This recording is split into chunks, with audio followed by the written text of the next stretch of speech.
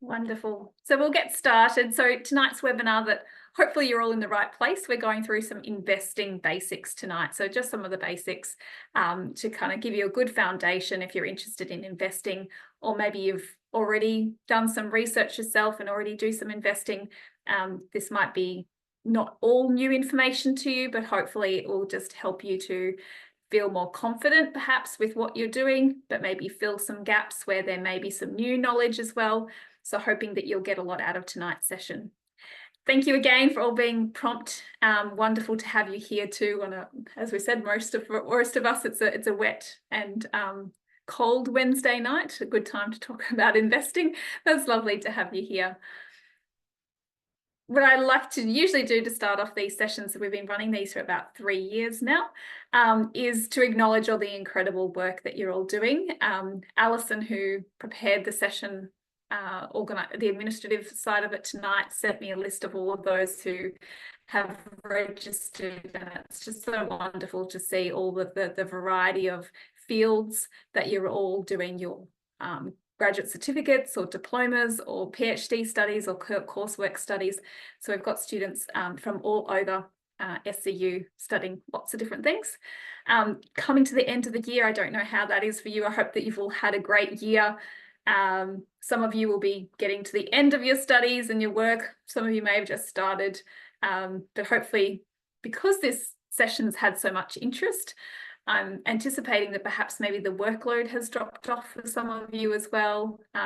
So I'm sure that you need to have a little bit of that reprieve time as well after a busy year. But thank you for all the incredible research and work that you've all been doing this year.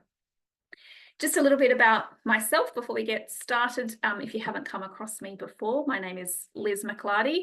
And as I mentioned, I've been working with the SCPA for about 3 years, really trying to provide some financial wellbeing support, both in terms of these webinars and also with one-on-one consultations with students, really helping to alleviate some of the stress that most of us carry around finances in our financial life, but hoping to alleviate some of that in terms of, I guess, improving financial literacy and helping to support you work through maybe financial decisions you're working through, to then free up some of that cognitive load so you can obviously apply it and direct it towards your studies and your work. So that's really where I'm coming from. My background is as a CPA, working as a senior management accountant across a lot of multinationals here and in the UK, and also working for not-for-profit boards and government organisations as well. Since then, I did a bit of a career shift into education. So I worked for Southern Cross University teaching in the accounting area, and I've also gone on to Swinburne and some other educational institutions. So I moved into more the educational space around accounting and financial literacy. So hopefully I can share some of that with you tonight. And yeah, as I said, hopefully, bridge some gaps perhaps, but also build some confidence for you all. So the key objective with these webinars is to help you feel more confident and build those skills so that you can focus on your studies and your career and the things you love, as opposed to feeling overwhelmed and burdened by your financial life. So tonight our goal is to cover off sort of 3 key areas, and I'll work through these, hoping not to have it too content heavy. Will be connecting in with you all as well and asking questions. So where possible, again, keeping in mind, I know that some of you are connecting in on the way back from work. You may be on a commute, maybe on a train. Sometimes we get students in all sorts of situations. There's no pressure that you need to answer any questions with your microphone, but if you can, it's wonderful to have some discussion. Otherwise, if you can pop some maybe thoughts or questions in the chat as well, that would be great. So the 3 key things we're going to cover off tonight in the hour that we have together, we'll cover off these 3 areas, and then I'll leave a little bit of time for questions as well if you've got any particular questions you'd like to ask of me. So firstly, we're going to just introduce some of the basics around investing. And then provide some strategies for making informed and sustainable investment decisions. and then discuss how to get started with investing and manage risks and grow wealth over time. So what you'll find, one of the key takeaways from tonight is to really apply a simple strategy when it comes to investing, and really, I guess, look at, there's a lot of different, like every market at the moment, you know, it's saturated with options, and that can be really overwhelming. But to really come back to what is it that you're trying to achieve, and then finding the best vehicle or mechanism to achieve that outcome and in terms of investing. So let's have a look at some of the basics of investing first. So firstly, covering it off, you know, what is it? Anyone would like to share as well what they think investing is? Please feel free to do so in the chat. Love to hear your thoughts. But it's really about, you know, the act of allocating money to an asset with the view for that asset to increase in value over time. So a couple of different types of options here that I've got listed. There's lots of different investing vehicles. Some of the common ones I have listed on the slide, which is superannuation here in Australia. So for some of you connecting in, you may be international students, so you may have your own equivalent from where you're from. So it may be if you're from America or UK, they have different retirement funds. Ours is called superannuation. So we have an amount that's paid on top of our salary that goes into a longer term fund that can only be accessed when we retire. So that's our superannuation. Is anybody here an international student that would like to share what their equivalent is from the country that they're from? If you'd like to do so, that would be great. It's always nicest to learn as well. But you can obviously have, in terms of other investments which are common, which you would probably be familiar with, is stocks. Obviously, anything that's listed on an exchange, stock exchange. Here in Australia, it's the ASX, and you can buy individual components or parts of a business. That's what buying, you know, a stock is, or a share.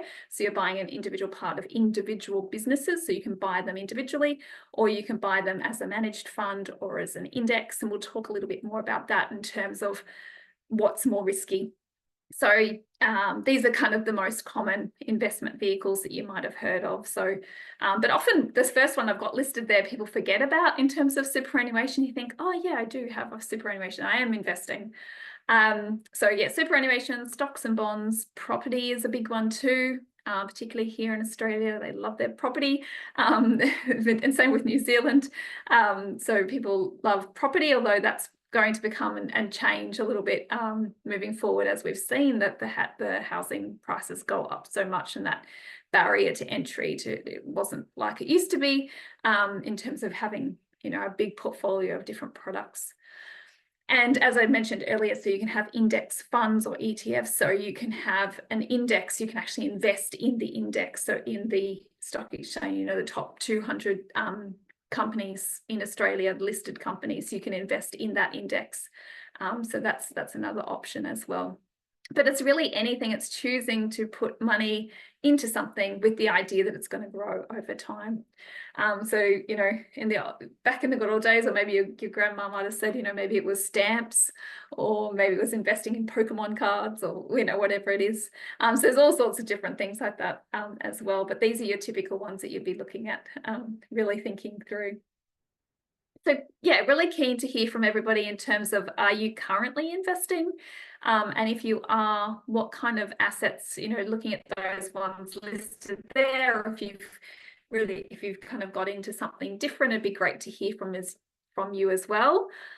Please feel free to use the chat if you're comfortable doing so, just to share, you know, are you currently investing or not? It'd be really great to hear from you. Anybody want to share that they might be investing in? And feel free to use your microphones too if you're comfortable. See, everybody's mics are off.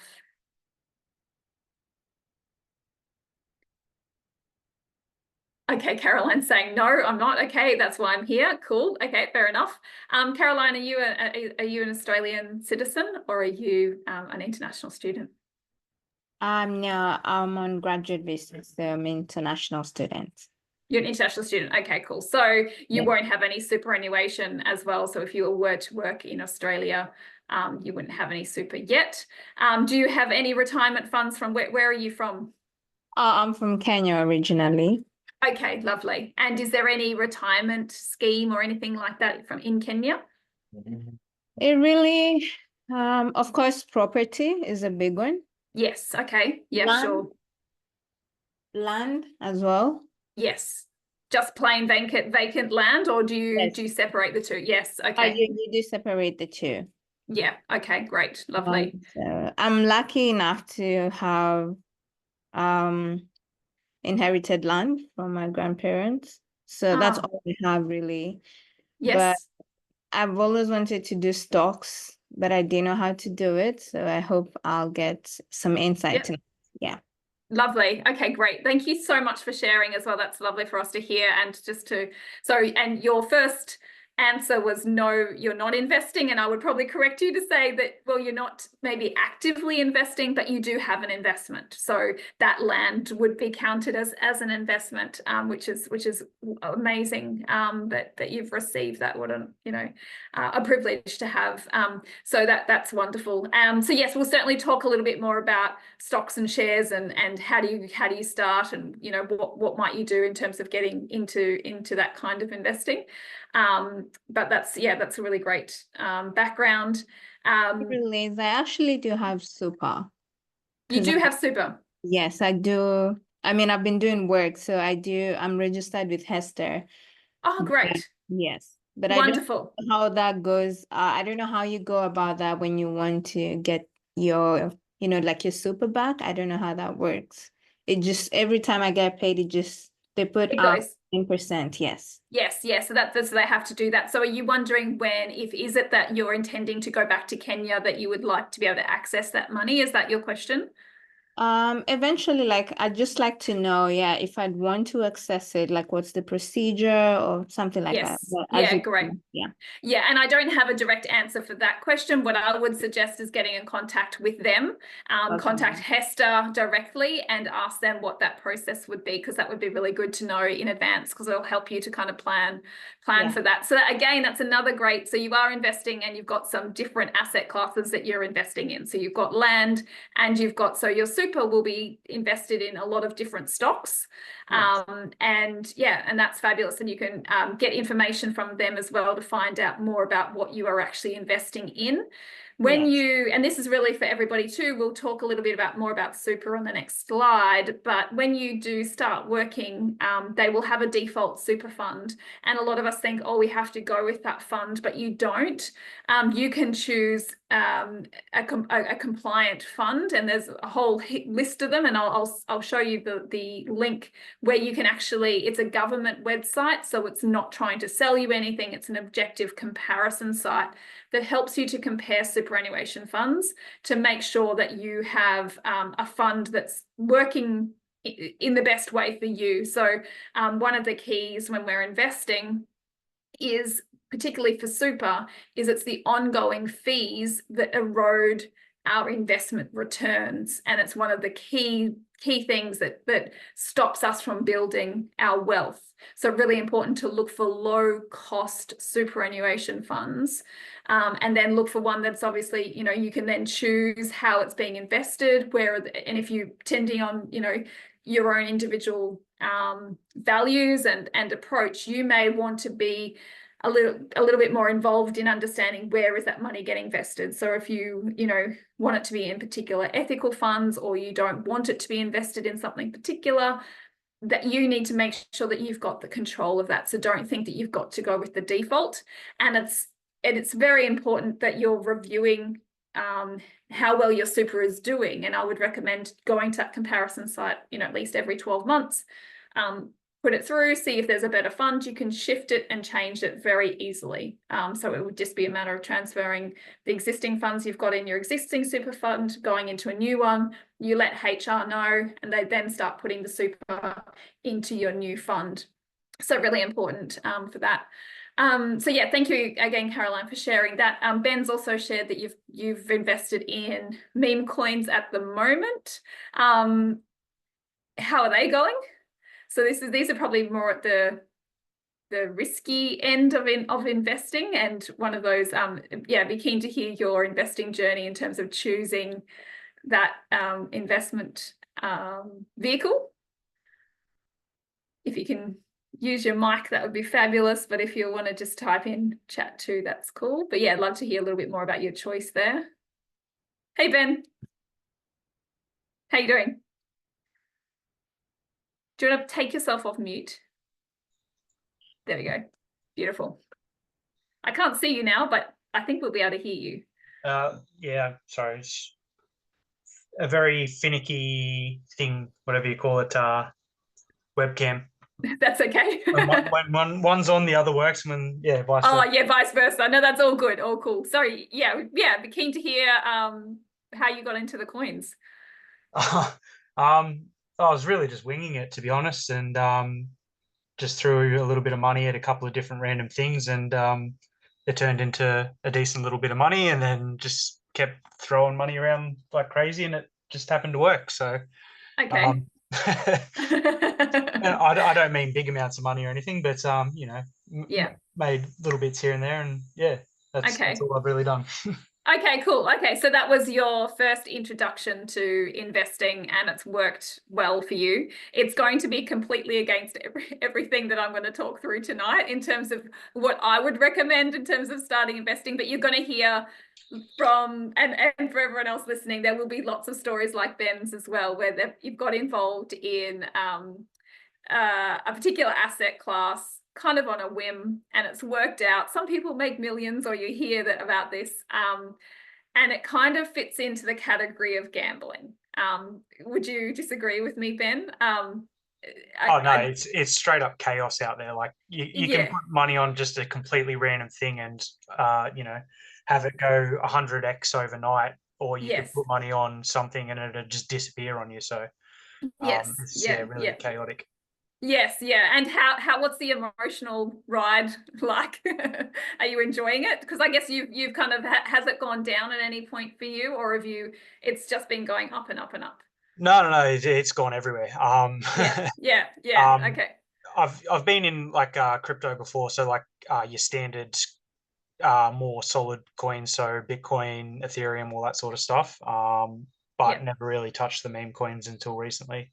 Okay, cool. Okay, so, and what I would ask, I guess, for everybody too, and what we'll talk through tonight, is being clear on what is it that you're trying to achieve and over what period of time. So, and Ben, what were you thinking? You were just trying to make some money, or what were you thinking? Yeah, a bit of quick money, really. Quick money. And by quick, I mean sort of 1 to 5 years. I'd like to get a bit more of a bankroll behind myself. Okay.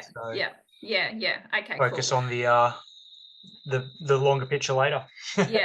Cool. And do you know what returns you got on these? What was that? What was the return, the percentage return that you've worked? At about 750% up. 750% up. Okay, so everyone's listening thinking, oh my goodness, I want to do that too. It's a terrible idea. Don't do it. It's stressful. Please don't. So that's another key thing that's really a thread through all of the webinars that I talk through, and when I'm working with students and counseling and consulting them to, I guess, establishing financial well-being in your life, is a big theme is about peace, and a lot of the time our financial life doesn't cause us any peace. It can be overwhelming. We don't know what to do. We feel like money is going to be the solution, and sometimes we do need to make more money, but having as Ben shared, it's almost a chaotic approach to trying to build wealth. And as he's honestly shared too, and not recommending it, although he's had a great return, is how much stress that can cause. So having a much more, very clear, systematic approach, like Warren Buffett. So, he's the richest, most successful investor in the world. His is just that very systematic approach, and a lot of what I'm going to share with you tonight is aligned with his strategy. So a lot of it is, not having to check on your investments every day or go to bed wondering, is it going to be up or down, and then looking at it and feeling like you're going to vomit because it's gone down and then it goes up. if that's the experience that you want, and that's gambling when you don't actually know what the asset is, you don't know the real value of it, you don't know the business. All of those things really point to things that are going to steal peace from your financial life. So I'd be really avoiding them, and really appreciate your honesty too, Ben, in sharing that experience. So what I would be saying, to answer this question for everyone, are you currently investing? So for all of, those who, you do have superannuation, you are investing because you've got that super. And it's really, firstly, one of the key foundations. I guess what we need to look at when we're thinking about our financial lives, and I'm only going to be able to cover so much tonight. All of these topics almost that I'm going to cover off in the sort of 14 slides I've got, we could spend a whole hour on or more. But really, just as it's the basics, I just want to try and cover it off. But your superannuation is the vehicle for the longer term. So, you're all connecting in with different backgrounds and situations and scenarios and ages. So you've all got different amounts of time, maybe money built up in super, but also a time horizon depending on when you're going to retire. And retirement is not an age, it's an amount of money, because you need to make sure that you've worked long enough that you've got that amount of money that you can then look after yourself and you're not going to be a burden. We all hope that we can do that, and that's probably the overarching financial goal that we all have, that we can go through life being able to provide for ourselves and our families if we have them, of course, but when we do exit, that we're not going to be a burden. We haven't had to, put pressure on our family or our communities. So we really need to be thinking about how we can be working. And obviously the more we work, the higher the income we get, the more super we get as well, because there's obviously a percentage on that, the more our employer will put into our superannuation. And it's got a long time horizon. So the idea is you're putting a little bit in, bit by bit, and I'll talk a little bit more about that as an investing strategy too, outside of super, and how effective it can be, because it means that you're not trying to time the market, you're not trying to identify, it's called dollar cost averaging, and you're contributing, which is wonderful. That's why superannuation can be so successful as well, particularly with the tax benefits as well. But it's a really, really good vehicle for putting money aside for the future. So as I mentioned from the previous slide, I would really recommend and encourage everybody who does have super to compare your super fund and to have a look at it. So don't just assume that you've got to go with the default. It's not hard if you're feeling like you've got a little bit of break with time, now sort of as the year's tapering off before the new year starts, do that comparison. If you find that there's a better super fund out there for you, do the switch. You can do it through MyGov online. You can, and then, as I said, make sure you just notify your HR department, and they'll then have those SG superannuation contributions going into the new super fund. So so it's a really important vehicle, and what I would also encourage you to do is look at how your money is invested. So depending on your age, those super funds are all different, and it's another market that is absolutely saturated by competitors. So have a look at what they invest in and what they're also charging you. It's those ongoing costs. You need to really dig quite deep to understand, and it may be a bit, time consuming at first, but if you get to the bottom of, how is my super fund charging me money, because it's all really, it can be invisible because it's within that vehicle that all you see is money going in. You might check your balance now and again. But you may not actually go in and actually check, well, how much are they charging me? There'll be account fees, there'll be percentage fees, they'll have it sliced and diced in all different ways. So get to the bottom of how is my super fund actually performing? What are the returns? What is it costing me? And go to the super fund comparison site. I've got the link down the bottom on the slide so that you can make that decision around whether you're happy with the fund that you're in or if you want to change it. And as I said, once every 12 months would be, ideal, just like when you're shopping around for other, insurances or things like that. This is another good one to sort of add to the list to do a little bit of a quick review of the market and see if you're getting the best deal. So yes, so you'd all be investing in some way, shape or form through your superannuation. Now, different to what Ben shared, I guess this is, and I'm appealing to you all because you're all studying your postgraduate study. So, you know, the academic approach to investing is all about slow and steady. And as, you know, it doesn't sound fancy. We can all be enticed by these schemes or the latest investment vehicle, like, you know, Bitcoin or meme coins, whatever it is, get quick, you know, get rich quick, all these different schemes. They had them, you know, around property as well. I hope that by the end of this webinar tonight, all of those, if you aren't already hesitant when you hear those things, please be. Slow and steady is really the best way, and diversifying your investment. So if you're investing in something, firstly, that you don't know what it really is, if it's intangible, we don't know what Bitcoin actually is. I would, you know, you feel much more comfortable if you've invested a bit in Woolworths and Bunnings and companies that you may know and deal with all the time, that have assets that you know what they are and they have a value. Really important to diversify. Your risk is so high if you're just investing in one thing, like meme coins on its own. And as Ben shared, the fluctuations within that's going to give you a heart attack. So diversify as much as you can. You can do that through investing in single stocks. So if you do have stocks that, you know, organizations that you, and most of the time you're going to have investing advice, I guess, and this is echoed through Warren Buffett, is really invest in things that you know, that you use, that you think are good businesses. But one of the better ways to really get the benefit of diversification is to use index funds, low cost index funds, because obviously alongside the cost of the return of your investment, so you buy it at one cost and hopefully it will go up and you sell it, and that's the profit that you make. There's also transactional costs, so you must look at, you know, if I'm investing in individual stocks, every time I make a trade, how much does that cost? There's platforms that you can do that via. Often it's through banks, but also other platforms. There's a cost associated there. So it's making sure that you're aware of all of those individual costs that then will erode some of that profit or that you're getting. So really important to be really informed about all of the different options.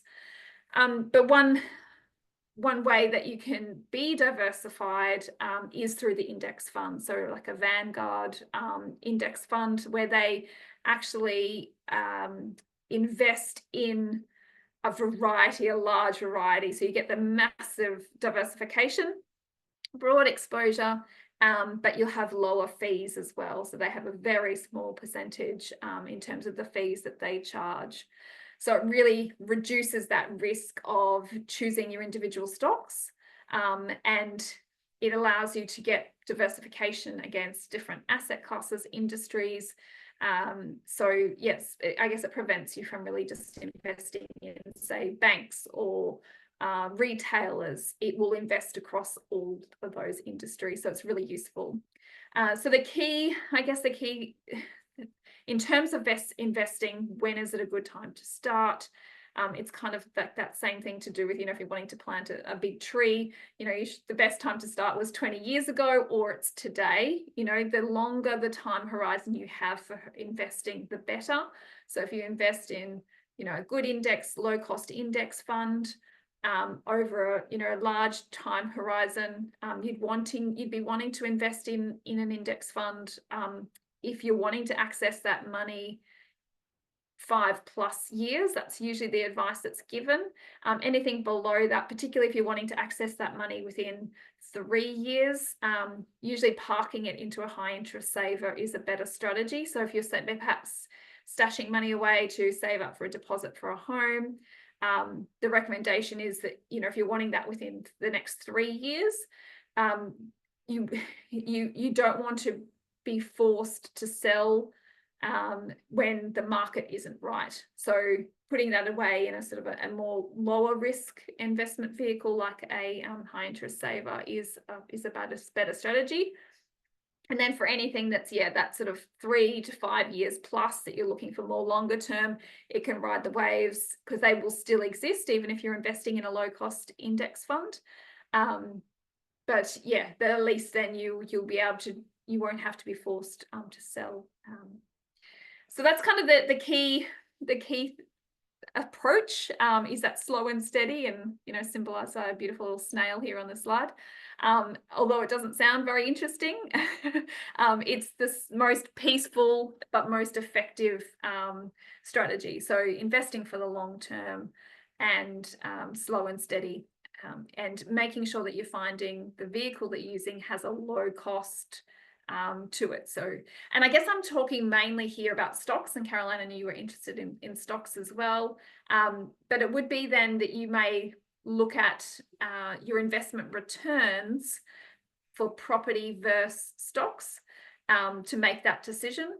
Sometimes it comes down to preference too, or even experience. Some people come from families who've invested in property a lot and they're really familiar with it. It's quite a unique asset class as well. But we've also got to remember that when we buy one investment property, that's putting a lot of your eggs in a particular basket as well.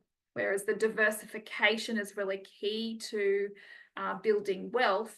You can really gain that through an index fund, or investing in a managed fund that's low cost. It would likely to be investing in real estate as well, because you've got a broad range of businesses that those index or the managed fund would be investing in, if that makes sense. So that's kind of the question around, what do I invest in? So the key is to think about making sure whatever you choose to invest in is diversified in terms of industry and exposure. We can get into even more detail around, domestic businesses, international, because you'll find with shares, you can invest in all of those, and you can even have particular regions where you would invest in. But the key takeaway is around diversity, because what you're doing is you're lowering your risk, whereas something may impact a particular industry or a particular country. If you have diversity in what you've invested in, you won't be as affected by those things. So that's probably the key. So that's the question of, what do I invest in? And then we're kind of looking at here, how do I do it? Do I just save up a big chunk of money? Do I save up $10,000 and then just invest that? If you've got money set aside ready for investing, you could certainly put a chunk of money into investing. If it's whatever you decide, whatever you choose from. If it's, going with a low cost index fund. And then the idea is that if you're wanting to make regular deposits into your investment, would be to be doing it rather than sort of, as a lot of people try to time the market and do a lot of that analysis. And if that's something that you really enjoy and have the skills in, by all means, go into it. But if you're probably like the average, majority of people, there's a lot of stress that goes with that, and a lot of knowledge and skills that you want to really utilize somewhere else. You maybe that you don't have enough time in your day to be doing that. It's really then looking at this idea of dollar cost averaging. So you're not timing the market. It really helps you to, like, over the average, lower the cost per share. So what you would do is you would invest small amounts regularly. So as I've got the example here, it would be investing $100 a month. It doesn't matter what day of the month, what time it is. You'll find some investors will talk about that, and they'll be timing everything and saying, well, you've got to buy on, I don't know, the last day of the month or whatever it is. So you can take all that stress away and just have this dollar cost averaging approach where you consistently, at the same time, every month, whatever it is that you've worked out, that you'll put into your investment. So this really is, again, sort of targeted more towards shares. You wouldn't be doing this for your real estate if you've got a single investment property, because you would have already put your deposit down you'd be managing that differently. But this is really about buying shares and having a diversified fund, and then making consistent contributions. So it's those small things done consistently over a long period of time that is the most effective in terms of building your wealth. So that's the key here. In terms of, so we've kind of looked at what should I invest in, how, and this slide is really about, well, how much should you be investing? And it's really individual as well. So this is just one piece of a obviously larger framework or landscape in terms of your own financial life. So there's so many different considerations, and it would be important for you to look at and take a snapshot of, okay, where am I financially?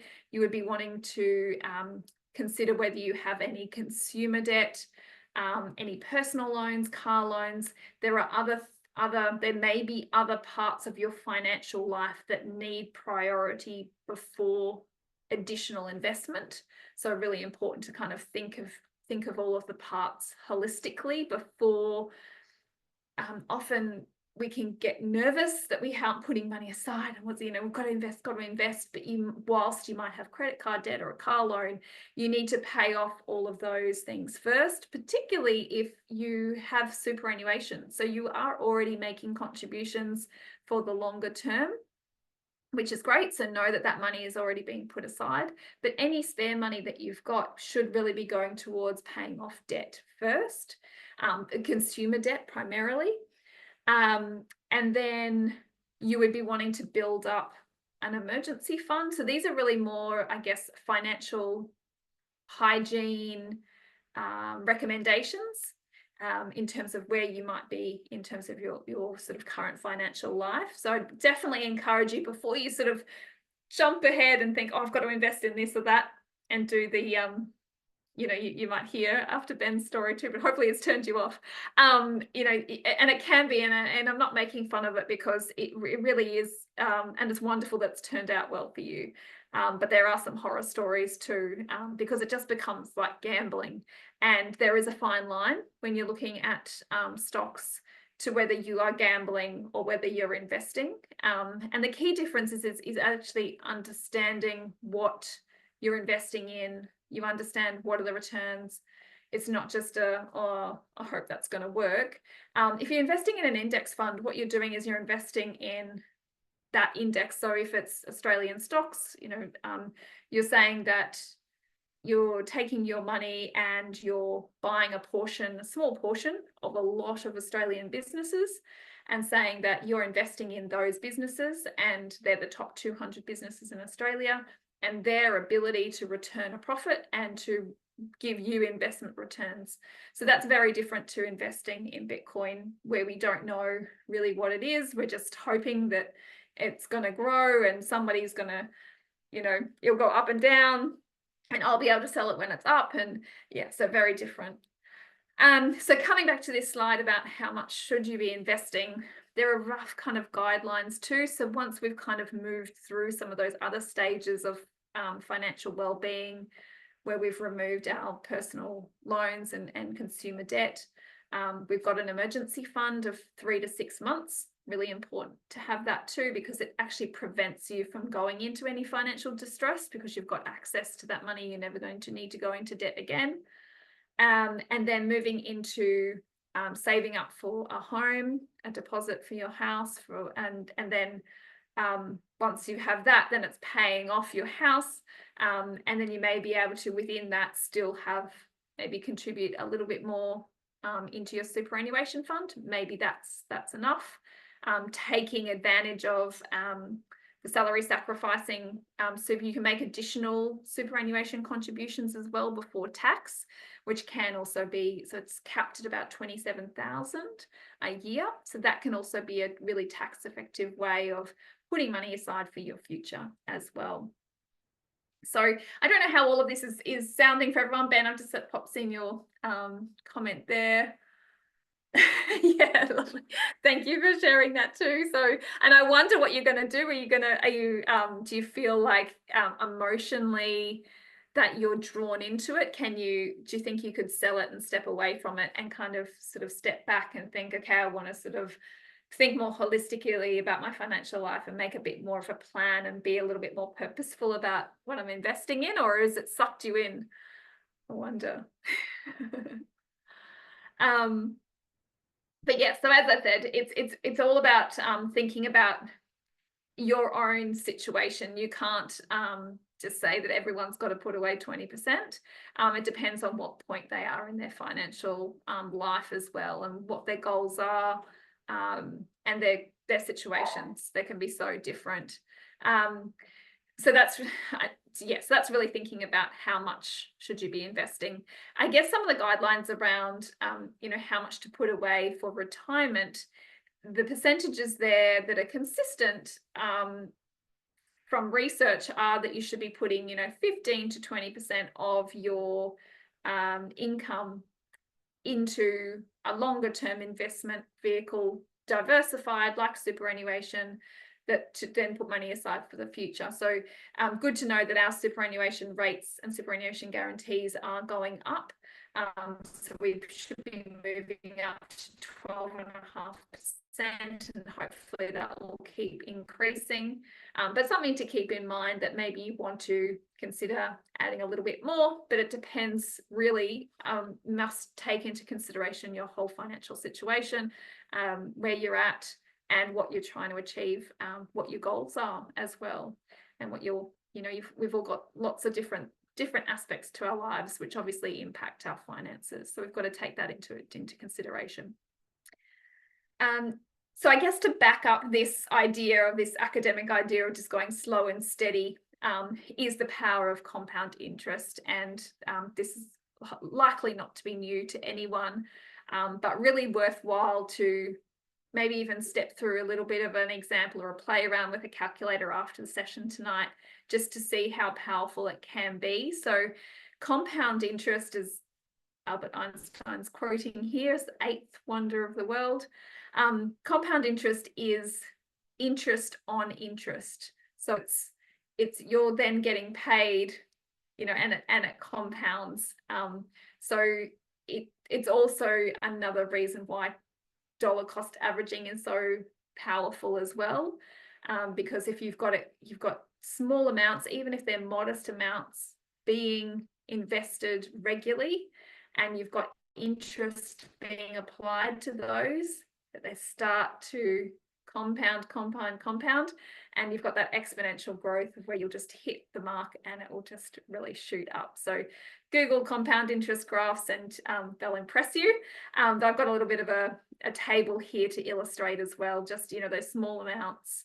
The example in the table doesn't have any other additional contributions being made either. So the only amount was the $10,000, and it was getting a 10% return, and you just left it for 40 years, it would grow to 442,000 odd without adding anything else. So this really illustrates, as I said before, the power of consistency. And this would be, imagine if you could play this out to have your $100 a month being contributed on top of that.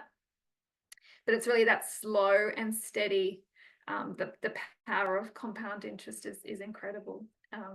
So hopefully that might get you maybe more excited, Ben, but I know that's not going to really come to you. And we all get stuck on the needing things quickly, and it's just that being patient and slow and steady approach, and making the most of what we've got. So looking at our income and looking at ways to either increase the income or reduce what we're spending to free up or make more margin. And it's the power of those things that we're in control of, that can also be really helpful in our wealth building as well.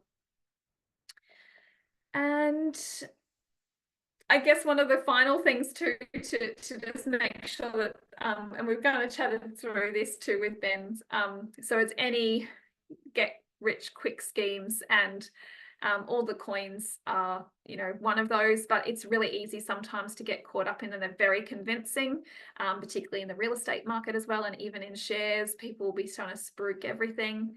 If it sounds too good to be true, it probably is. So stick with, tried and true diversified strategies. That's really the key that I would be sharing with everybody.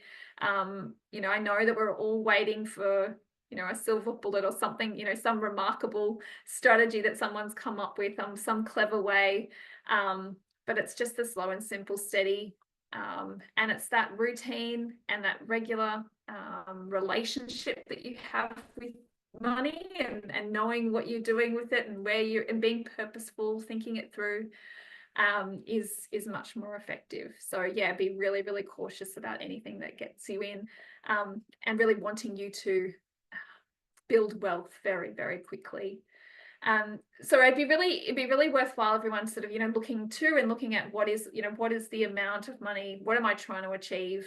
What is that amount of money? What do I need it for? What am I going to do with it? And looking at the different options and ways to achieving it. Give yourself some of those options and use your brilliant minds and creativity and critical analysis that you're all demonstrating in your studies. Apply that to your financial life as well. Don't kind of, cut corners, and try some of these different schemes. Rather think about what am I trying to achieve, what time horizon, and what are my options. And they're the diversified, low cost, slow and steady, dollar cost averaging is going to get you there. So this is our basic rules. So define your goals, know why you're investing, what is that time horizon. So there's the long term of retirement, there's buying a home, there could be wealth building for other reasons. Diversify your investments broadly, so looking at different assets, different sectors, as I shared with shares. It can be different industries, it can be country exposure as well. So yeah, look into that. Commit to dollar cost averaging, so that's regular investments, reduce the risk of trying to time the market, so you don't have to worry about that. We want this to be a peaceful process as well, to building wealth, not one where you're riding an emotional roller coaster and you might have a heart attack. So we don't want that. And to monitor and rebalance as well, periodically adjust your portfolio, or look at it, or do those comparisons like with the superannuation tool. Have a look at what is my super doing, could there be a better option? We've got so many different players in that market that it's changing all the time. So yeah, have a look at that, and having a systematic approach to those reviews too. So maybe it's, mapping out a year and identifying what month am I doing, particular things for my financial life. Maybe it's reviewing your super in November now. Maybe it's, setting your budget and everything for the next year in December. So if you haven't listened back to some of my other webinars I've done previously, we've talked about budgeting. There's even some different Excel tools and things that you can use. So that can help you to also identify how much money have you got available to be investing, or paying off debt, or whatever it might be. So thinking about what is that best use of money. And then, thinking long-term where possible. So don't chase any trends, and keeping that long-term perspective for steady growth is really, really important. So the next steps I'd encourage you all to take would be, looking at a diversified index fund. So even, if that's something new that I've introduced you to tonight, to go and, read a little bit more about them, and sort of see how, what they're all about, what the different types are. These can help you to begin small as well. Like, they don't often have a large amount that you need to start with. Some only need $500, and then you could make, little contributions on a basis. A lot of people like to do it maybe when they get paid. If you've paid fortnightly, have it automatically coming out can be really helpful. But again, being really, really mindful about your whole financial situation, and checking in to think through what is the best use of the money that you do have coming in. After you've paid all of your expenses, what are you going to do? Is it the right time to be investing? Do you need to be paying off debt? Do I need to save up that emergency fund? Do I need to be putting money aside for a home deposit? That kind of thing. So we're all at different stages. Also, like, looking at more resources about how to learn more financial literacy websites. So here in Australia, the Money Smart looking at government-backed websites are really important most of the time, even though they may not look like it. We get a lot of information that's given to us that is not objective, and it's being paid for by particular companies that's going to make them look and sound like the best investment. So be really smart, switch all that critical thinking on, and dig deep in terms of knowing, you know, the quality of the information that you're looking at. So it's really, yeah, the reputable financial books and podcasts. There's so many out there, and just being sensible, you know, about what you're absorbing and the information that you're listening to, and give yourself space to think about it before taking action. And anything that's trying to get you to take action and do something immediately, you know, that should already start to ring alarm bells for you. And I guess the key takeaway before I kind of wrap up and check in to see if anybody's got any questions, we've used up the time beautifully. Investing is a marathon, so it's not a sprint. And I think maybe Ben sort of jumped into it thinking it was a sprint, and and you're not alone in that. It's really, really easy to fall into that. But it's about patience and discipline. That really is what pays off over time. And I'm sorry that sounds so boring, but I hope that you know, you can all take that away. And if you disagree with me, that's also okay.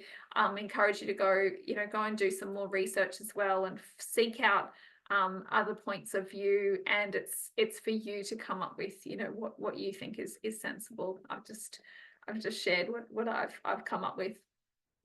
So I hope that's been helpful, and there's been something in there that you can take away tonight. It'd be lovely for you to share if there was something that was useful that we've gone through. It would also be great just to hear any questions or reactions or reflections anybody has. If there's one sort of insight from tonight's session that might impact your approach to investing, that would be lovely to hear. Feel free to share it in the chat. That would be nice. Hi, Liz.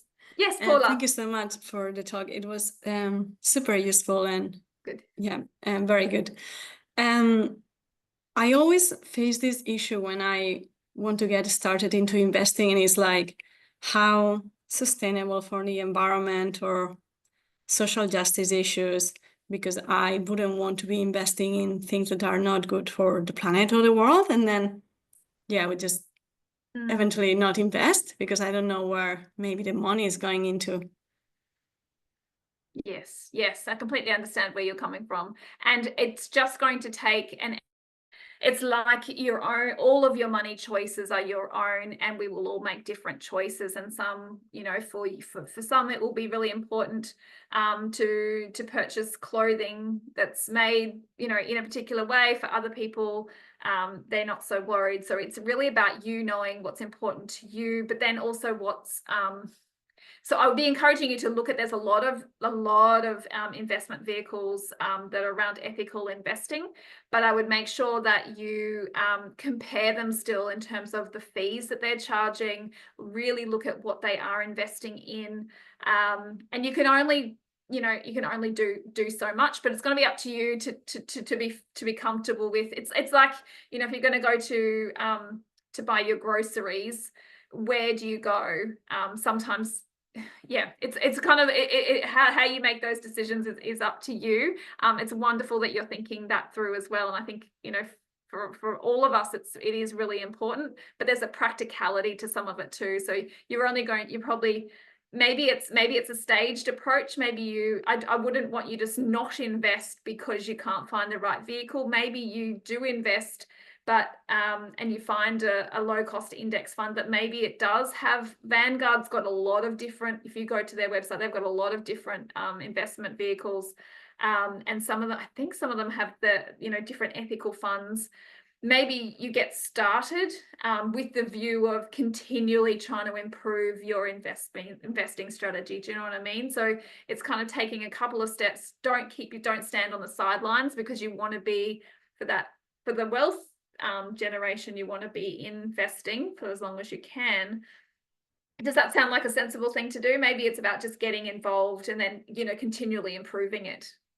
Yeah, that kind of getting started and just yeah, modify as you see right? Correct. Like And as keep maybe changing, yeah. and maybe you hear something about a particular company and that makes you realize, oh no, I really don't want to invest in that. You check your portfolio. It may not be in that portfolio, so that's good.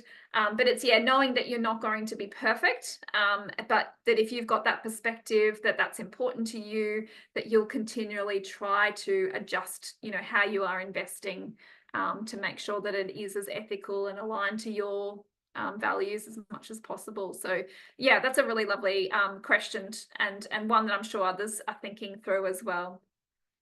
Yeah. Thank you so much. Thank you. Please, can I say something, please? Or rather ask a question? Please, Caroline, yes.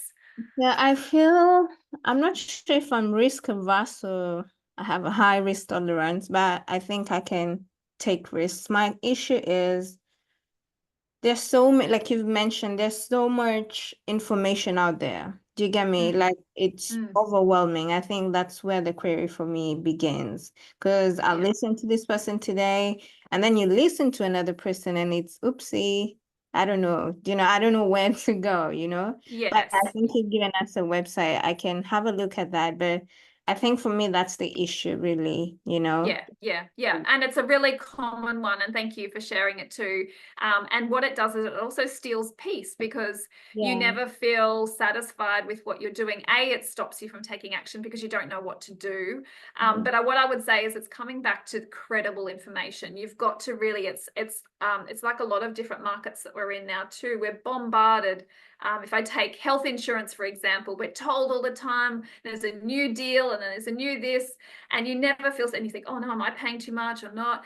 And what I would say to people for that is to review your health insurance once a year.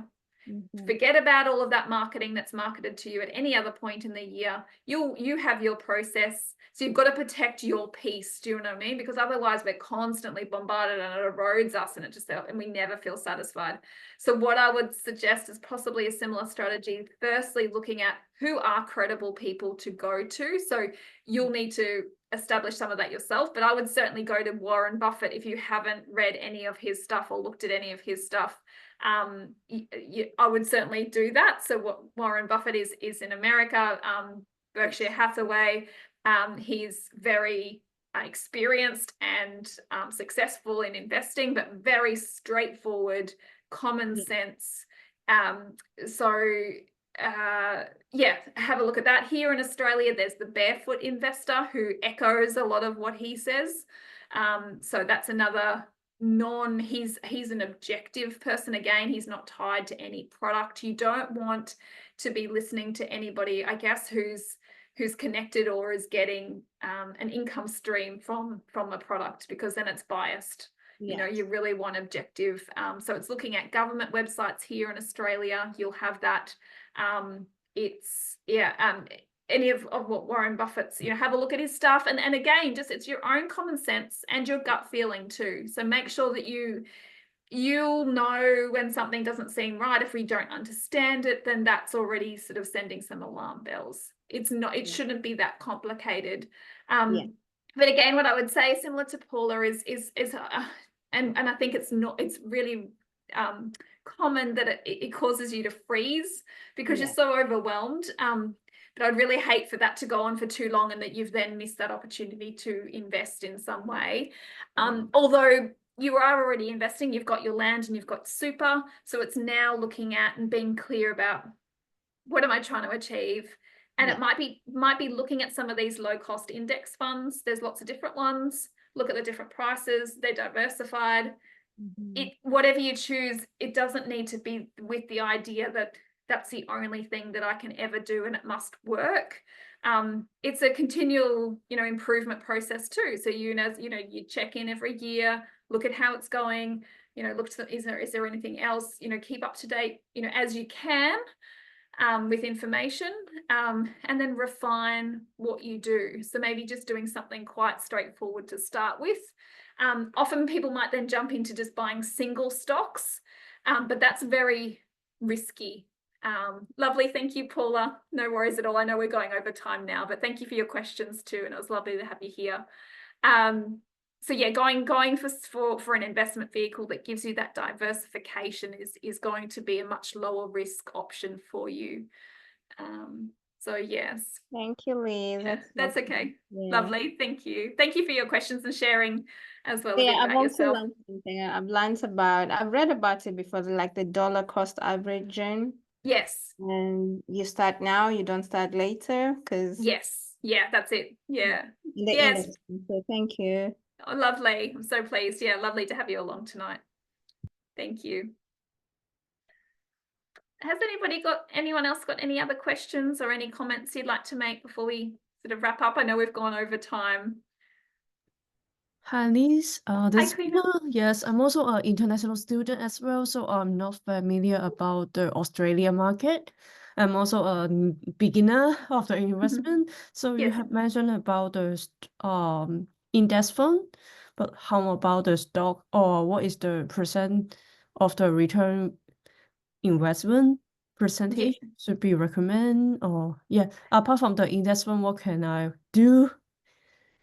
Yes, No, thank you for your question. So what I would suggest that your index funds will have different returns, and it's a matter of going to the website. So Vanguard is just one of the ones off the top of my head that I know has low cost index funds, but you can certainly look to the market to see which other ones they have, and you'd be looking, have a look to see what the returns are. They're going to be different, but you'll maybe look to see what the returns were over the last 10 years. We've had a pretty strange 10 years, with COVID in the middle, so it may not be quite as normal as usual. But your view to in terms of the return that you're looking for, I guess you're probably looking for somewhere, if you think about your different options, if you put your money into like a high interest saving account, so at the moment you might be getting 4 and a bit percent, and that's a very low risk option. That's just parking it in a bank. You're given that interest rate, and that's the amount that you're going to return. Putting it into an index fund, you should expect to get more than that. So you could get up to 10 or 12%, but it just depends, and it will change from year to year. And so you need to have a look at that yourself and think about, whether that's a good return. But as we looked in that compound interest scenario, that was based on a return of 10%, and we can see how much that impacts. So you can do some scenarios yourself and have a look at, obviously we all want the highest returns possible, but what comes with that is a whole lot of risk, as Ben shared. So yeah, it's making sure you're making that right judgment for yourself and your circumstances. So I think there's no simple answer to your question, I'm sorry, either, in terms of understanding the Australian landscape. It does take a bit of time to research and understand. It's wonderful that you've got the interest in it too. And yeah, have a look at how those indexes have been performing over the last little while. But regardless of how they've performed in the past, they're going to give you that diversification at a very low cost. So that's what the real benefit is, I guess. Does that help? Yes, that helps. Yeah, Thank you. That's okay. Lovely. Thank you. Thanks for your questions. Okay, so we have gone over time. We might wrap up now. I had just a couple of other resource links here that I think I've shared, talked about these anyway. So we've got Money Smart, which is the Australian government website. Scott Pape is the Barefoot Investor. These were just a couple of different. This is a New Zealand finance writer, and then CanStar is an independent financial advisor as well, the website here in Australia, so that can be useful for independent information. Always look out for, is this information that I'm reading, is it sponsored by somebody? If it's sponsored by a bank or an investment company or a share trading platform, then it's not objective. So just keep that in mind when you're reading it. So it's really important. And just to make sure everyone's aware too, that you can get in touch with me one-on-one. The SCPA have engaged me, and we provide free sessions to students. So if there's something particular that you would like to work through on a one-on-one basis, please contact skills@scpa.net.au, and I'm happy to talk through those with you in a very confidential environment. So I'm happy to help you with those. And just a reminder that if you're not an SCPA member already, It's free to become one, and you get early access to notifications for workshops and resources. So really handy to have that. So yeah, feel free to register if that's something you'd like to do. But otherwise, I'll wrap up here, and it was so lovely to have you along this evening. Thank you for coming. I hope that it's been helpful. Sounds like it has to quite a few of you. And for those listening back to the session tonight as well, I hope that that's helpful. And I look forward to connecting with you next year. We will continue to run more financial wellbeing webinars. If there's any particular topics you're also interested in, please send them through to the SCPA, the email, the skills@scpa.net.au. I'm happy to take those on board too, and think about shaping some future webinars with those topics in mind. So thank you. Lovely. Thanks, Ben. Thanks, Nalini. Thanks, Dipti. And thank you, Caroline. Fabulous. I hope you all have a lovely evening, and that we'll catch up again soon. Thanks, Queena.